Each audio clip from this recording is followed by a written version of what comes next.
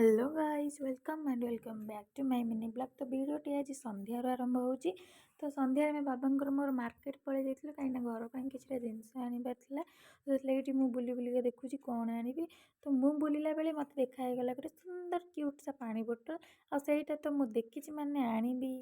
तो तापर मुझे स्क्राप देखुली सहित स्क्राप देखिली स्क्राप भी आनी स्क्राप आनी सारा पर आम पलि आसलु गुपचुप खायापी कहीं बुली बुली आम थकी पड़ी।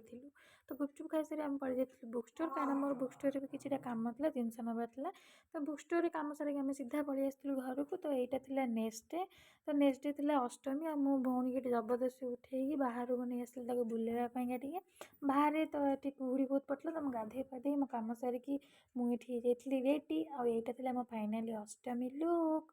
तो तापर ये मत आई पूजा करदे। तो जेहेतु मामा नथिले तो से मत आई ये पूजा करते।